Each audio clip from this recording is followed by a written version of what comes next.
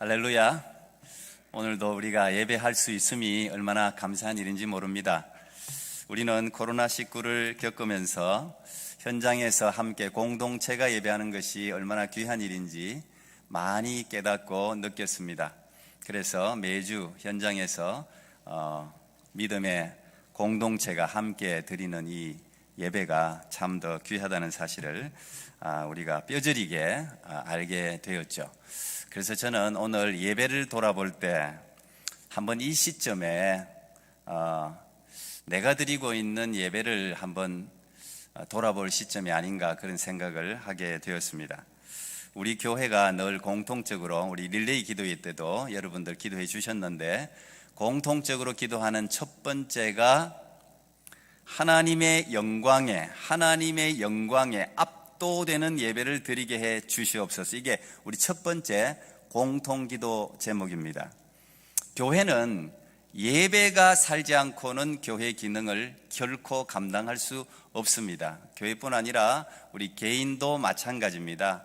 나의 예배, 이 예배가 하나님이 받으시는 하나님과 소통하는 예배가 되지 않으면 나의 신앙생활이 막히게 되어 있습니다.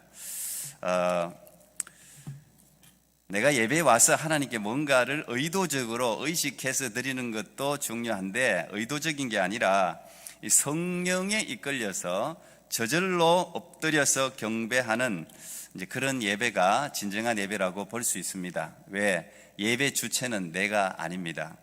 예배는 하나님이 받으시는 것이고 내가 만족하는 예배가 아니라 하나님이 만족하는 예배가 되어야 됩니다. 오늘 뭔가 예배 드린 것 같아. 그건 내 느낌입니다. 그럴 수도 있겠죠. 하나님이 받으셨을 수도 있을 겁니다. 그러나 하나님이 받으시는 예배가 되어야 됩니다. 성경의 첫 번째 예배는 물론 구약에는 제사로 표현되어 있지만 예배죠. 첫 번째 예배는 아담의 첫 번째 아들 가인과 아벨의 예배였습니다. 그런데 첫 번째 예배가 실패했습니다. 가인은 자기가 원하는 것을 자기가 원하는 방법으로 하나님께 드렸습니다. 그런데 불행하게도 하나님은 그 제사를 받지 않았습니다. 예배는 하나님과 소통이라고 말할 수 있어요. 여러 정의가 있겠지만 그런데 이 하나님과의 소통이 막히면 반드시 불행이 찾아오게 되어 있습니다. 가인은 자신의 예배가 받아들여지지 않자 첫 번째 살인자가 되고 맙니다. 엄청난 인류의 불행이 찾아온 것이죠.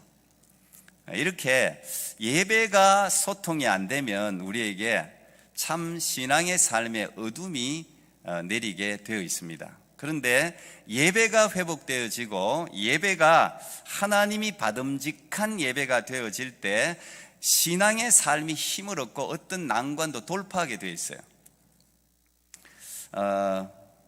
우리 이제 이 토론토에는 뭐 너무 잘 아니까 특히 우리 같은 노예 소속이고 그래서 많이 기도했었는데 우리 큰빛교회 임현수 목사님 지금은 이제 뭐 활동을 굉장히 왕성하게 하고 계시던데 제가 최근에 임현수 목사님이 이제 북한에 한 2년 7개월 정도 억류되어 있다가 아주 극적으로 나오셨죠.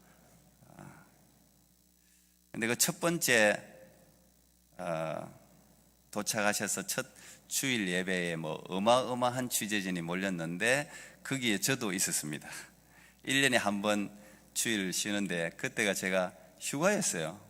원래는 제가 늘 휴가 때 다른 교회 아니면 외국인 교회를 주로 나가서 예배를 또 새로운 예배를 경험하고 배우고 이제 이런 시간을 제가 갖는데 임현수 목사님이 오신다는 이야기를 듣고 제가 큰빛교회를 갔습니다.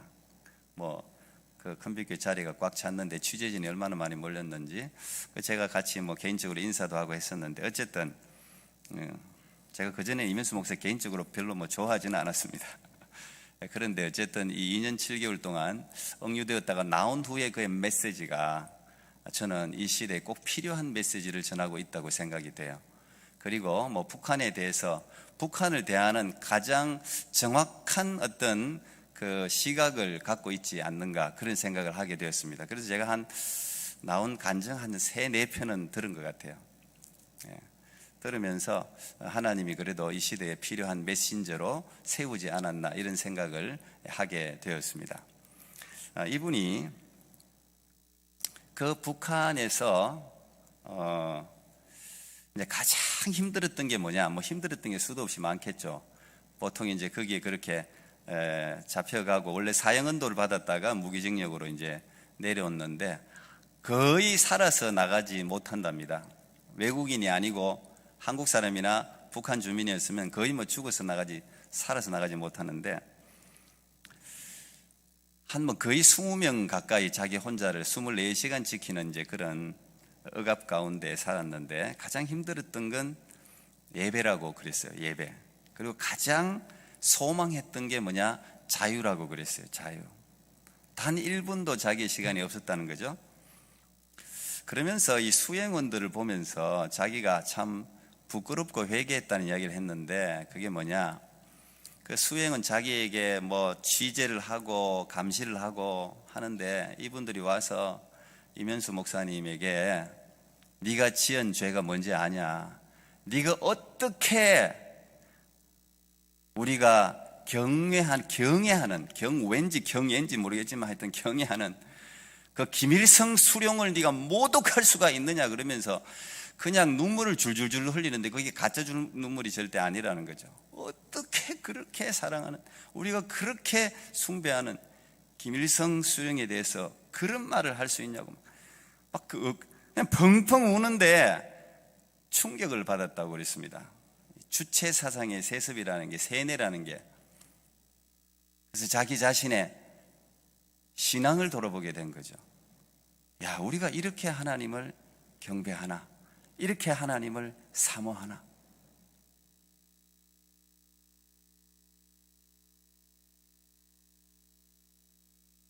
그 북한에서는 일단 불이 나고 사고가 나면, 물에 빠지거나 하면 가장 먼저 수거해야 되는 게 뭐겠어요? 예, 김일성 사진입니다. 무조건 뭐 자기 자식이 지금 건지지 않으면 죽을 판이에요. 근데 자식 놔두고 김일성 사진을 먼저 건져야 돼요. 그게 다 교육이 되어 있어요. 그게 아주 철저한 원칙입니다. 그렇게 하는 기독교인들이 있습니까? 자기가 130번, 이분이 뭐 18년 동안 북한을 150번 왔다 갔다 했으니까 어쨌든 저는 북한에 대한 바른 시각을 가지려면 이면수 목사님 한번 들어보면 좋을 것 같아요. 왜? 보통 북한 다녀온 사람은 평양 정도 다녀왔든지 하지, 이분은 전 지역을 다 다녔대요. 전 지역을, 소도시를 다 다녔대요. 전부 다를 다녔기 때문에 북한을 가장 잘한다고 볼 수 있어요. 제가 볼 때는 생존하는 사람 중에서는 그래도 북한을 가장 그래도 객관적으로 잘한다고 생각될 수 있는데, 어쨌든 뭐 이분의 그 북한에 대한 시각은 뭐 간단하게 이야기하면 북한 독일 세습 체제, 독재 세습 체제는 그거는 뭐 사라져야 되는 거고, 그거는 뭐 여기 김정은에 대해서 우리 요즘 젊은 애들이 귀엽다 그러는데 저는 뭐 가슴을 쳤다 그러더라고요. 이면서 목사님, 저런 사람을 귀엽다고 저렇게 친척 일가 모두를 그냥 박격포로 죽인 사람 아닙니까? 김일성, 김정일보다 더 많은 친인척들을 다 죽였어요. 자기 위협을 받으니까. 어쨌든 투 트랙으로 봐야 된다는 거죠. 이 김일성 독재 세습 체제는 없어져야 될 체제. 그건 지지해서는 절대 안 되고, 그러나 무지한 북한의 그 인민들이랄까요? 그 백성들에 대해서는 우리가 늘 돕고 구제하고 기도해야 되는 이 투 트랙으로, 저도 이제 그렇게 생각했는데 뭐 제 생각이 그분 말을 들으면서 더 확신을 갖게 됐는데, 우리도 그렇게 바라봐야 돼요. 여러분들이 북한 김정은 정권은 무너져야 되는 정권, 그 없어져야 되는 정권이에요. 그거는 철저한 우상 집단이고, 그러나 북한의 그 인권은 우리가 그 백성들, 불쌍한 백성들에 대해서는 북한에 대해서 손을 펴고 기도해야 되는 것인데, 이분이 130번 혼자서 주일마다, 주일에는 그래도 일요일에는 또 쉬게 한데 아무 일이 없대요. 그래서 하루에 8시간씩 2시간 찬양, 뭐 2시간 말씀, 2시간 기도, 2시간 또 뭐 이래가 늘 8시간씩 예배를 드렸다고 합니다. 혼자서. 혼자서 예배 드리면서 이 공동체가 드리는 예배가 가장 그렇게 그립고 그랬대요. 우리도 코로나 하면서 그런 생각을 조금은 해봤죠. 이분이 2년 7개월을 얼마나 그 지옥 같은 그 생활을 어떻게 이겼을까요? 이게 신앙의 힘 아닐까요? 제일 먼저 첫날에 그는 꿈을 꾸죠. 제가 자세히 이야기할 수는 없지만 어쨌든 하나님이 정말 영적인 꿈을 줍니다. 참, 우리가 꿈이라는 게 놀랍지 않습니까? 꿈이 우리의 삶을 이끌어가지 않습니까? 정말 2년 7개월 동안 그 꿈을 붙들고 살았다는 거죠. 그 꿈은 결국은 이 시간이 길어지지만 결국은 하나님이 그를 손에 들고 올리는 꿈이었어요. 결국은 자기가 탈출한다 이렇게 해석을 이제 그렇게 했는데 결국은 그렇게 됐죠. 긴 터널을 빠져나오고 하다가 어쨌든 하나님이 끌어올리시는 꿈을 꿨는데 이건 하나님이 주신 꿈이야. 그러니까 그 꿈을 붙들고 마치 요셉같이 그 꿈을 붙들고 그 어려움을 이겨낸 거예요. 멀리 생각하지 않고 하루하루를 지난 거죠. 그게 굉장히 이제 중요한 원리인데, 그리고 그를 견디게 한 것은 이제 예배였습니다. 예배.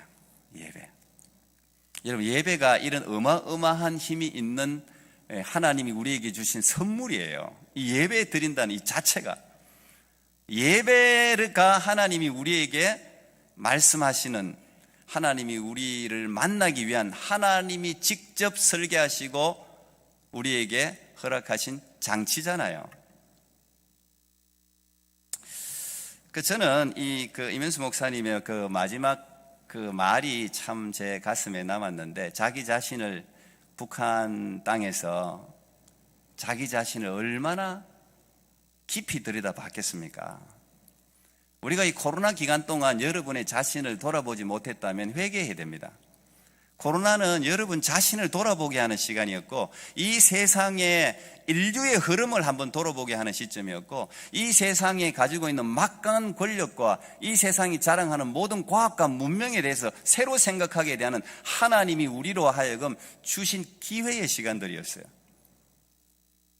근데 그거를 우리가 놓쳤다면 큰 걸 놓친 겁니다. 지금부터 새롭게 생각해야 됩니다. 근데 이분이 2년 7개월 동안 자신을 돌아본 거죠. 쭉 돌아보면서 내린 결론이 뭐냐? 나는 잎만 무성한 무화과 나무였다. 얼마나 열심히 사신 분입니까? 정말 복음을 위해서 열심히 사신 분이더라고요, 젊어서부터. 그런데 자기는 잎만 무성한 무화과 나무였다. 열매가 없었다. 그래서 그 부분을 얼마나 철저히 회개했는지 모른다고 말씀을 하시던데, 저는 정직한 고백이라고 생각합니다. 아마 제 자신을 돌아봐도 그보다 더한 나는 죄인 중에 괴수로다. 사도 바울도 자기 자신을 돌아보면서 고백한 거 아닙니까? 저는 여러분들이 만약 그런 자각이 있고 회개를 했다면 하나님이 주신 은혜라고 생각합니다. 그런 자각 없이 우리가 이 자리에 앉아 있다면 진정한 예배를 결코 드릴 수 없을 것입니다. 예배는 여러분 생명줄입니다. 예배는 지옥 같은 삶을 이길 수 있게 하는 힘이에요. 저는 우리 꿈의 교회 성도들이 미련한 사람이 아니라 지혜로운 사람들이 되기를 간절히 바랍니다. 이 담임 목사가 가지고 있는 참 딜레마가 있는데요, 이 성도들의 삶을 알면 알수록 성도들을 잘 가르칠 수 없다는 거예요.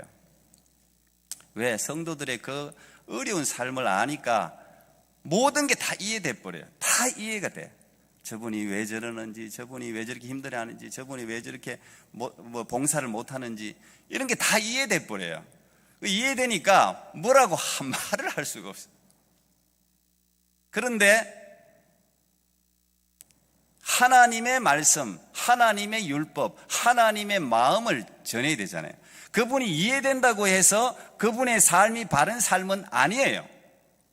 그건 분명히 하나님 앞에 가면 책망받을 삶을 살 때도 있단 말이에요.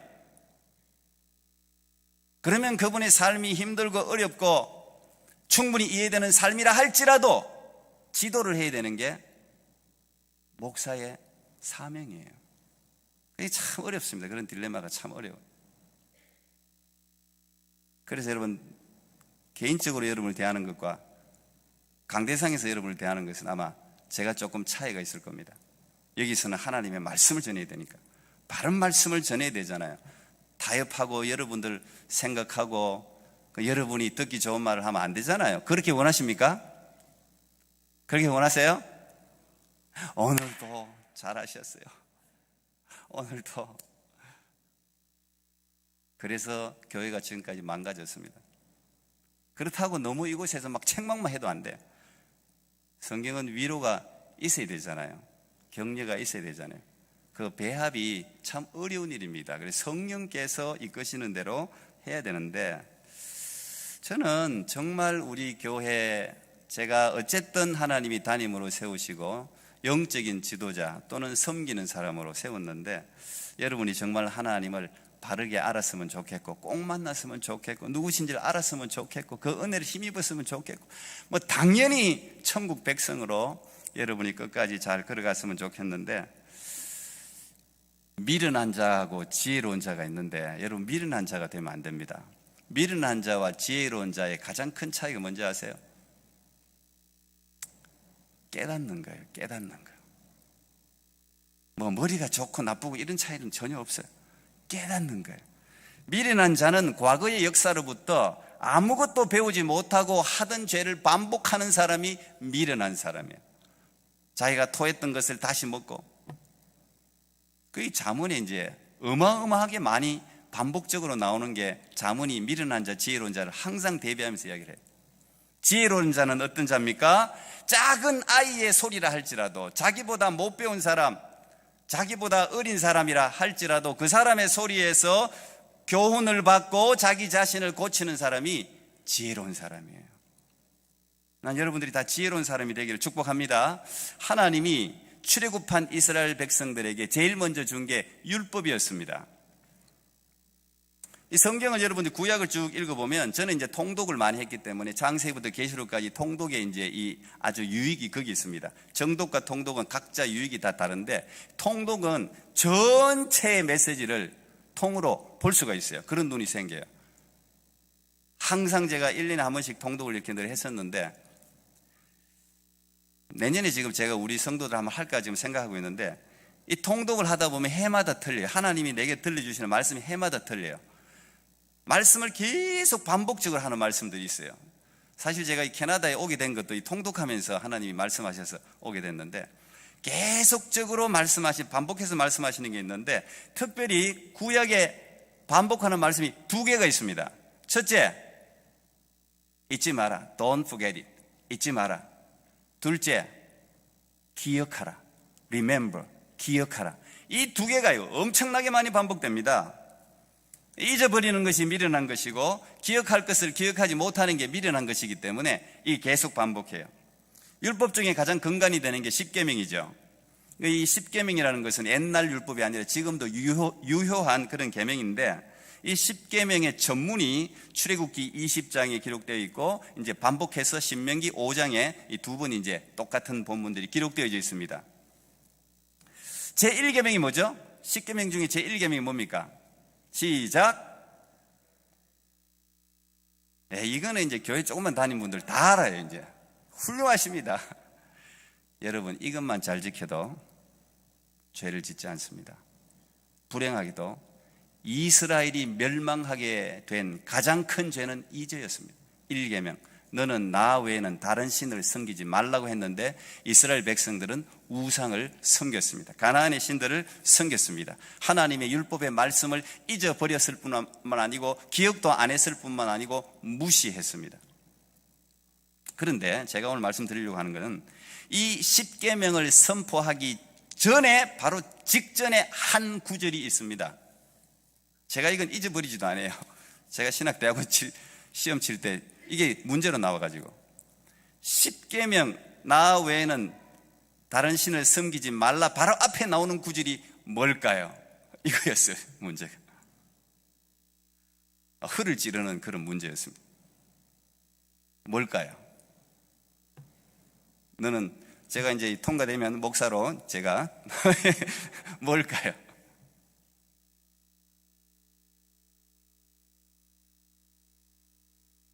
예, 지금 누군가 지금 열심히 이야기하고 계신 누군지 알죠? 항상 이제 성경 퀴즈 되면 1등 하시는 분입니다. 역시 우리 교회 1등 맞습니다. 나는 너를 애굽 땅 종되었던 집에서 인도하여 낸 내 하나님 여호와니라. 이게 십계명 시작하기 전에 있습니다.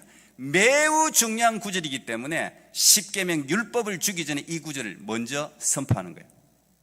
나는 너를 애굽 땅 종되었던 집에서 인도하여 낸 네 하나님 여호와니라. 무슨 말입니까? 두 가지를 반드시 율법을 지키기 전에 기억하라는 이야기. 두 가지. 첫 번째 뭡니까? 네가 누구인지를 항상 기억하라는 거예요. 네가 어떤 상태였는지를 기억하라는 거예요. 네가 430년 동안 애굽에서 종살이하고 노예로 인간 취급받지 못하고 살았던 그때를 기억하라는 거예요. 잊지 말라는 거예요. 근데 사람은 어떻습니까? 화장실 갈 때 마음과 나올 때 마음이 다르다고요. 그게 사람의 본능적인 악이에요. 근데 하나님 앞에서도 똑같아요. 하나님은 잊지 말라는 겁니다. 네가 애굽 땅에서 430년 동안 종으로 살았던 그 처참한 비참한 인생을 잊지 말라는 거예요. 오늘날로 이야기하면 뭡니까? 네가 죄의 종으로 살았던 것을 잊지 말라는 거예요. 네가 구원받기 전에, 네가 거듭나기 전에 죄에 질질질 끌려다니면서 죄를 이기지 못하고 너의 마음의 소원을 이기지 못하고 죄의 노예로 끌려다니면서 온갖 죄를 저질러던 구원받을 수 없는 타락하고 비참한 상태였다는 사실을 결코 잊어서는 안 된다는 이야기를 지금 하고 있는 거예요. 두 번째 뭡니까? 그런 너를 애굽 땅 종되었던 너를 내가 거기에서 나의 권능을 베풀어 구원하여 낸 네 하나님 여호와다. 이걸 기억하라는 거 아닙니까? 이 두 가지를 반드시 기억하라는 거예요. 너의 그 비참하고 타락한 나도 숨은 여러분 인생에서 이 모든 고난이, 지난주 금요일 제가 죄에 대해서 말씀을 나눴는데 이 땅의 모든 질병과 고난과 모든 문제, 자연재해를 비롯해서 모든 것은 다 죄 때문에 시작된 겁니다. 다 죄 때문에 피조물들이 고통을 받는 것이죠. 이건 이 땅의 어떤 것으로도 해결할 수가 없어요. 비참한 상태를 우리는 계속적으로 살아갈 겁니다. 과학과 문명이 발달한다고 해서 여러분 우리의 삶이 평안해졌습니까? 그렇지 않습니다. 우리는 더 많은 것을 배워야 돼요. 더 많이 고민하고 더 많이 고생해야 됩니다.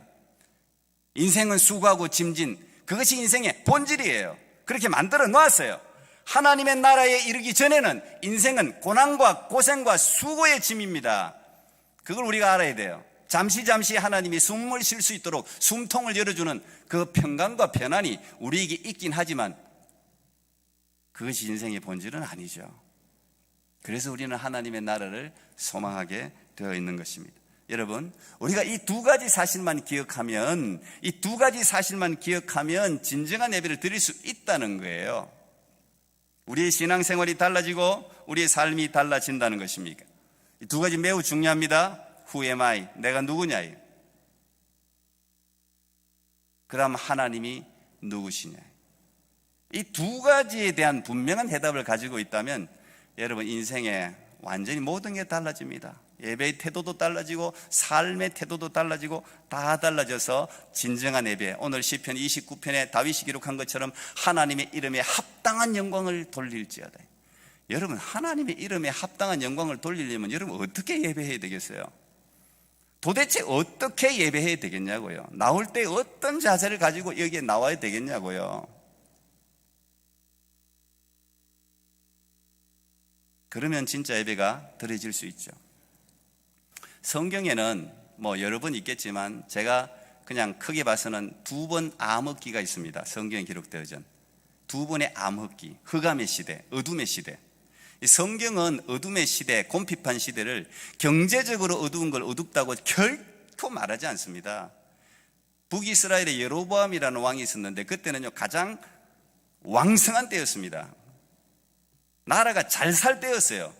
그런데 성경은 어둠의 시기라고 이야기하거든요. 성경이 어둠의 시기라고 이야기할 때는 영적인 타락의 시기를 이야기합니다. 하나님이 말씀하지 않는 시대.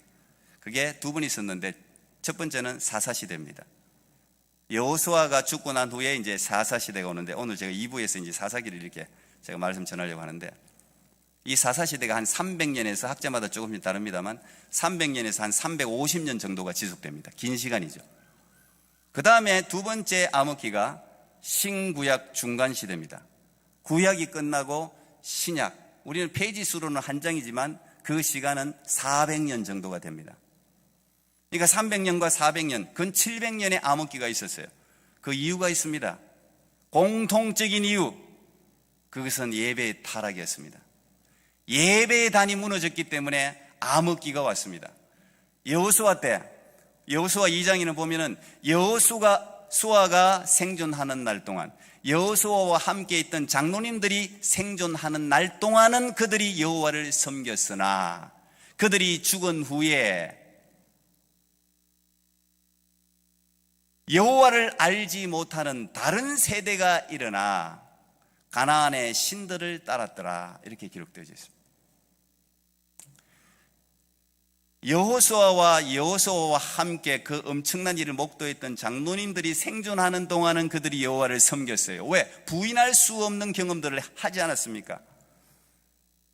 애굽의 수많은 기적뿐 아니라 광야에서의 기적, 요단강을 건너고 가나안 정복 전쟁을 할 때 태양이 멈추고 이런 걸 본 사람들이 어떻게 하나님을 잊어버릴 수가 있겠습니까? 그때는 여호와를 섬겼단 말이에요. 그런데 물론 이제 단적으로 이야기하면 신앙교육의 실패죠. 여러분 자녀들 어떻습니까? 지금 여러분 자녀들 하나님 잘 섬기고 있습니까? 여러분 자녀들 다 지금 어디 갔습니까? 우리 책임이죠. 우리 책임이죠. 한국교회가 1970년부터 시작했고 70년, 80년, 90년 어마어마한 하나님이 은혜를 부어줬습니다. 여기 그때를 살았던 사람들 아닙니까? 산마다 기도 소리가 있었고 부흥에 가면 기적의 역사가 있습니다. 병자가 낫는 건 기본이었습니다. 어마어마한 하나님이 부흥을 부어줬습니다. 한국교회뿐 아니라 유럽도 마찬가지죠. 미국도 마찬가지죠. 그런데 그 다음 시대에 어떻게 됐습니까? 넥스트 제너레이션이 일어났습니까? 아닙니다. 어나더 제너레이션입니다. 완전히 다른 세대, 완전히 다른 세대를 성경은 하나님을 알지 못하는 세대라고 이야기하고 있습니다. 그 세대의 결과가 어떻게 되었습니까? 흑암의 시대였습니다. 암흑의 시대였습니다.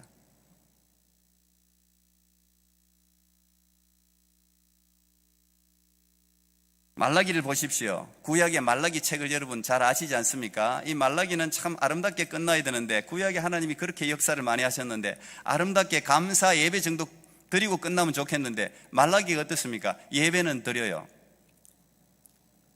그런데 제사장부터 시작해서 제사장이 타락했으니 그 밑에 백성들은 볼 것도 없어요. 리더십을 보면은 그 공동체가 뻔한 거예요. 제사장들이 하나님을 몰라. 제사장들이 지식을 전해야 되는데, 제사장들이 하나님을 경외해야 되는데, 제사장들이 물질을 구하고 세상의 쾌락을 구하고 백성들은 그걸 쫓아가지고 예배 안 드리기는 찜찜하고 그리가 나올 때 어떻게 됩니까? 상한 떡을 드리고 병든 재물을 드리고 상한 것을 드리고.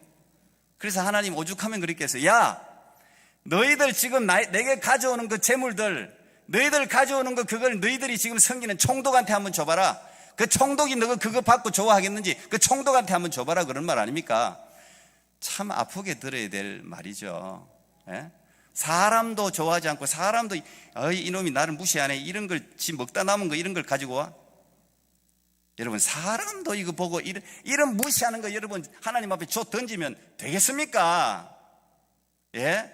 오죽했으면 하나님이 내가 누가 좀 저 성전 문을 좀 닫아줬으면 좋겠다. 내가 질렸어. 그냥 아예 성전 문을 그냥 닫아버렸으면 좋겠다. 저들이 가져오는 저 형식적이고 더러운 것을 내가 보기도 싫다는 거 아닙니까? 그래서 그 똥을 제사장 얼굴에 발라라고까지 이야기하잖아요. 재물을 잡은 똥이 있잖아요. 그거 참 심각하게 들어야 되는 책망 아닙니까? 그리고 구약이 끝나버립니다. 그리고 그 다음부터 400년 동안 선지자가 일어나질 않아요. 하나님이 말씀을 안 하는 거예요. 저는 오늘 이 시대에 저는 우리 교회 성도들에게 지금 이렇게 이야기하고 지금 여러분들 책망하거나 이러려고 하는 게 아니에요. 정말 우리 예배를 돌아봐요. 이 시대가 여러분 성전문이 닫히면 우리가 코로나 때문에 성전문을 닫아봤잖아요. 근데 지금도 정신을 못 차리면 어떻게 하겠습니까? 이 시대가 어떻게 살아남겠습니까? 우리 다음 시대 저는 불쌍합니다. 문명과 이 모든 앞으로 애프터 코로나, 이 포스트 코로나 시대는요, 지금 우리가 살아가는 세대가 완전히 달라요. 제가 요즘 미래에 대해서 계속 공부를 하고 있습니다. 공부를 할수록 걱정이 돼요. 여러분들은 아예 적응도 못해요. 적응할 수가 없어요. 여러분들은 앞으로 여러분 엄청난 단위로 세상이 변해갑니다. 10년 후만 해도 지금하고 완전히 다른 세상이고요, 30년 후면 완전히 다른 세상입니다. 여러분 상상할 수 없는 세상이 옵니다. 그런데 그 세상은 하나님을 모르는 세대예요.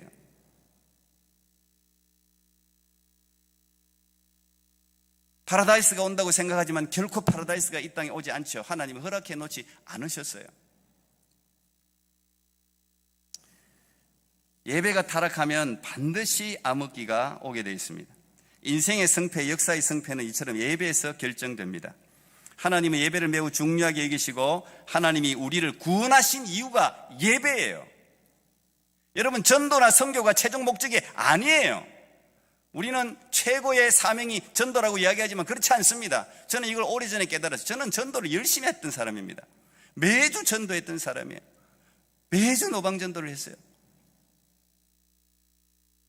전도는 궁극적인 골이 아닙니다. 우리나라 선교가 실패한 이유가 거기에 있어요. 무조건 선교. 맞습니다. 선교는 안 하면 안 돼요. 무조건 복음을 전해야 돼요. 그래야지 예수를 알게 되죠. 그러나 거기서 그쳤기 때문에 문제가 된 거예요. 전도하고 선교하는 이유는 뭡니까? 예배자를 만들기 위한 거예요. 예배자를 만들기 위한 거. 데리고 나왔으면 그 사람을 예배자로 세워놓아야 돼요. 예배자로 세워놓는다는 것은 무슨 의미입니까? 하나님을 알게 만든다는 이야기예요. 그 사람이 진짜 하나님을 만나고 하나님이 어떤 분이신가를 알고 바르게 예배하는 사람으로 만들어 놓아야 그게 진짜 전도예요. 이스라엘을 출애굽할 때 하나님이 모세를 보내셔서 그 당시 그 최고의 권력을 가지고 있는 바로 앞에 딱 서게 하잖아요. 나는 예수 믿는 게 멋진 거라고 생각합니다. 예수님이 안에 있으면요, 누구 앞에서도 당당할 수 있어요. 뭐 대통령은 죄인 아닙니까?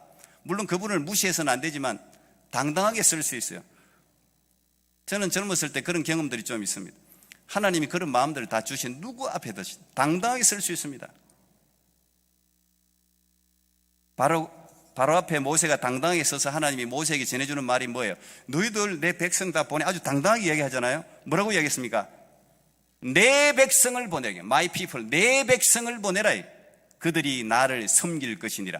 그게 목적 이유였습니다. 출애굽한 이유였습니다. 뭐라고요? 내 백성들은 내게 예배하기 위해 내가 세워놓은 백성들이라는, 나를 섬기, 나를 서비스한다, 나를 월십한다는, 나를 예배한다. 그래서 하나님이 이스라엘 백성들 출애굽시켜서 데리고 가서 제일 먼저 율법을 주시고 그 다음 함께 주신 게 뭐예요?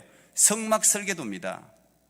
성막이 뭡니까? 이 태버너클이라는 성막이 뭡니까? 그것은 전부 예배가 드려지는 곳 아닙니까? 전부 예배. 예수 그리스도의 상징이에요. 그게 전부 예배하는 거예요. 그래서 레위기는 전부 어떻게 예배하는지를 다 설명한 거 아닙니까? 예배가 그만큼 소중하니까. 천지 창조는 그냥 한 장에서 끝내버려도 성막 설계도, 제사를 설명하는 건요, 수십 장을 할애합니다.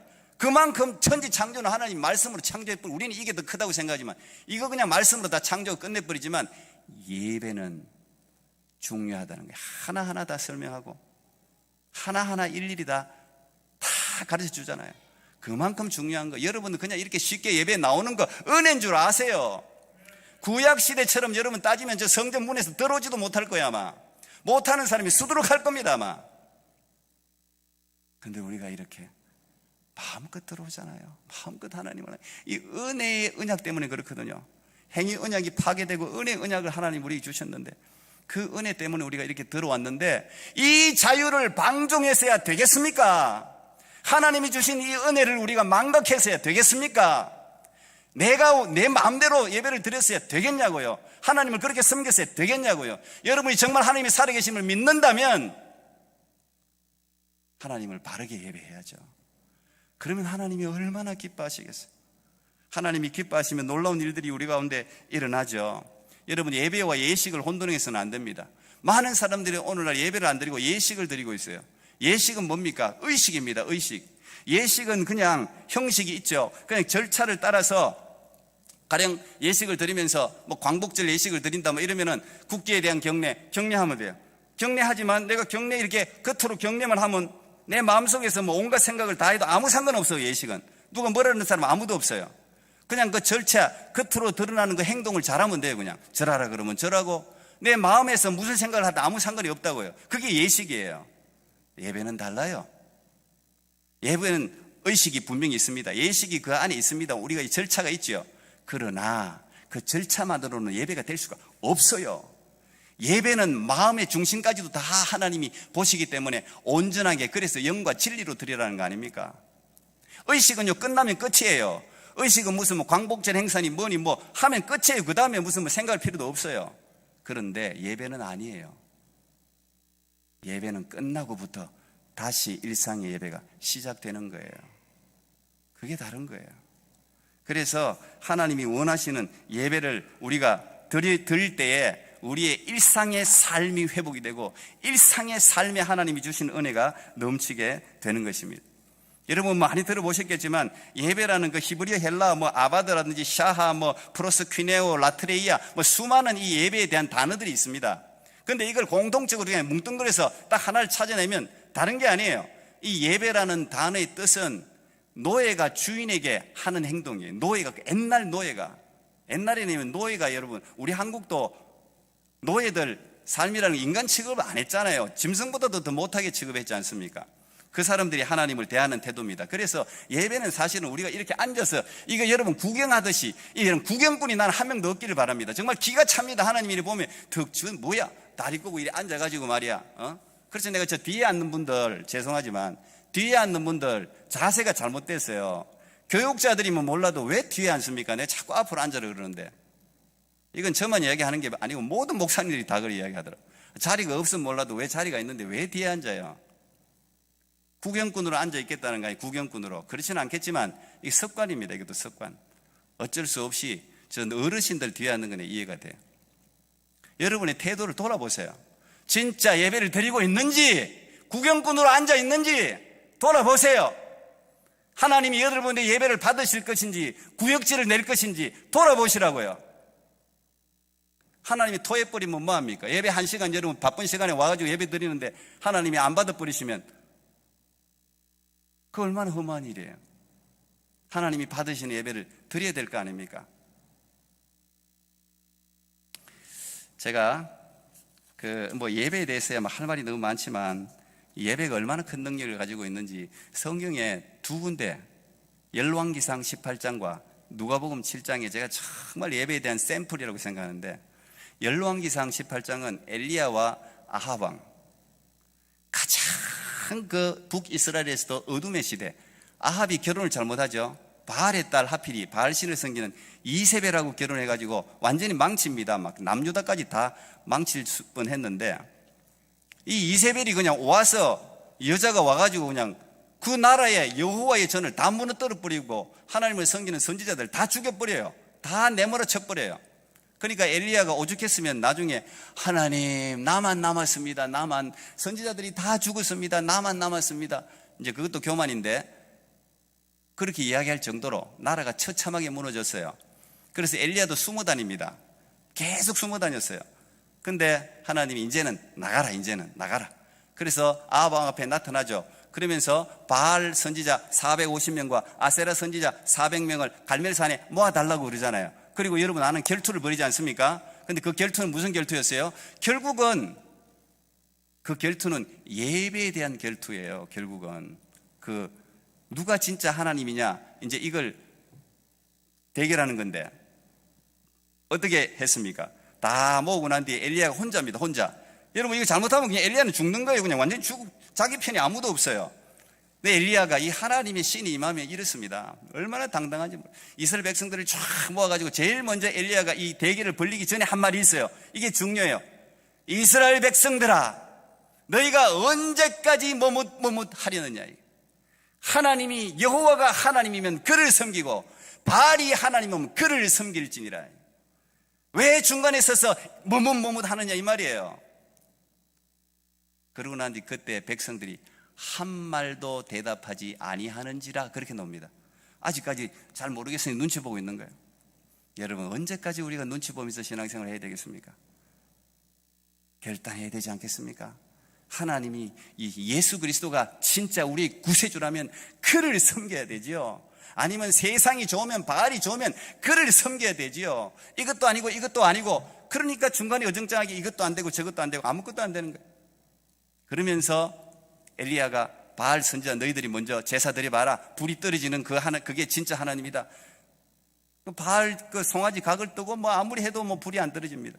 엘리야가 제일 먼저 그 다음 나와서 한 게 뭐였습니까? 엘리야가 나를 좀 도와달라 그러고 제일 먼저 한 게 뭐였냐고요? 그게 무너진 12개의 제단을 수축한 겁니다. 그리고 12돌, 12지파를 뜻하는 12돌을 세우고 거기에 송아지 각을 뜨고 물을 붓고 하나님 앞에 하나님이 하나님이신 것과 내가 주의 종인 것을 이 사람들에게 보여주시옵소서. 간절히 기도할 때 어떻게 됐습니까? 여호와께서 그 예배를 받으시고 불로 응답하지 않습니까? 불로 응답하지 않습니까? 그 불로 응답할 때 이스라엘 백성들, 그 아무 대답도 못하던 백성들이 그걸 보고 진정 여호와는 우리의 하나님이시로다 하면서 그때서야 고백을 합니다. 그리고 난 뒤에 무슨 일이 일어납니까?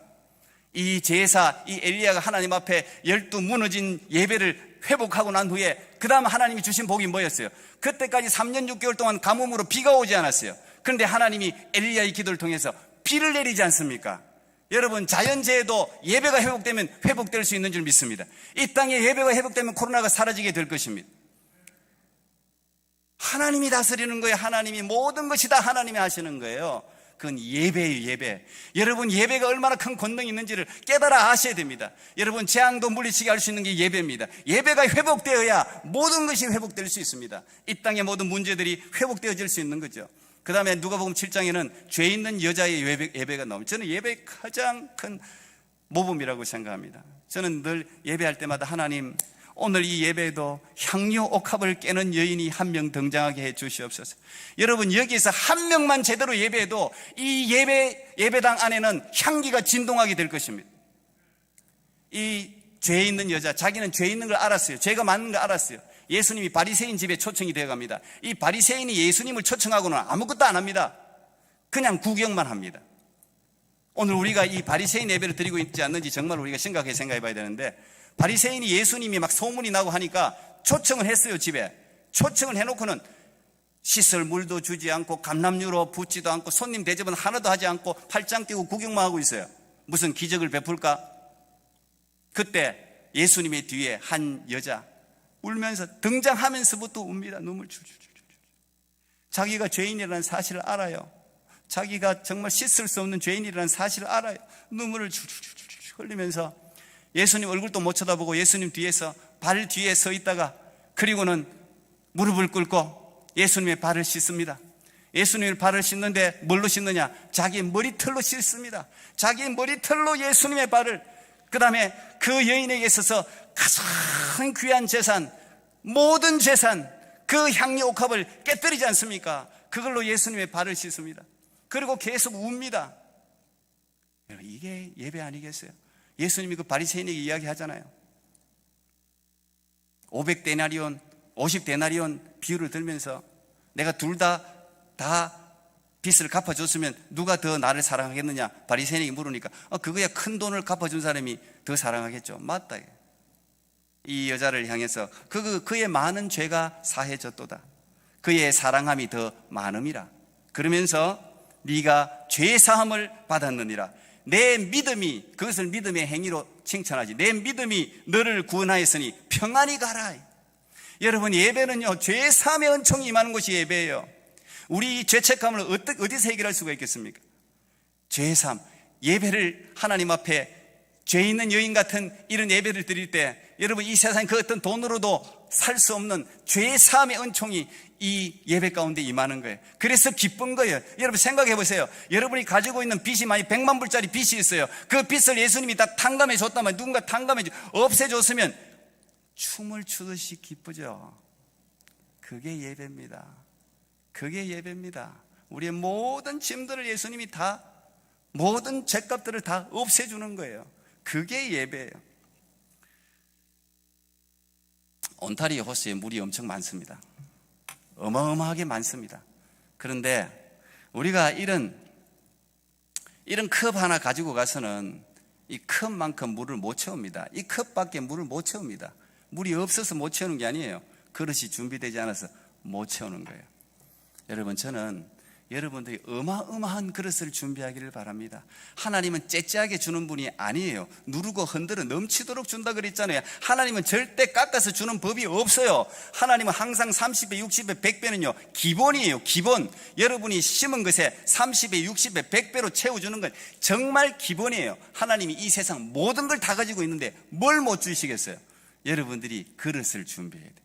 성결하고 깨끗한 그릇을 준비하고 주님 앞에 나올 때 하나님 부어주시옵소서. 그릇만큼 부어지는 거예요. 여러분, 넘치게 정말 큰 그릇을 준비해서 하나님이 주시는 놀라운 은혜들을 채워서 돌아가는 복된 잔치 예배가 되기를 축복합니다. 아멘. 우리 기도하겠습니다. 하나님 감사합니다. 나를 사랑하는 자들이 나의 사랑을 입으며 나를 간절히 찾는 자가 나를 만날 것이라고 했습니다. 하나님, 우리는 다 죄인입니다. 죄 있는 여자 같은 죄인입니다. 하나님, 부족하지만 오늘도 예배에 나오게 하신 하나님의 은혜 감사합니다. 아버지 하나님, 하나님이 찾으시는 예배, 하나님이 받으시는 예배의 주인공이 되어서 넘치게 채워주시는 놀라운 하나님의 은혜를 우리 모두가 누리게 해 주시옵소서. 예수님 이름으로 기도하옵나이다. 아멘.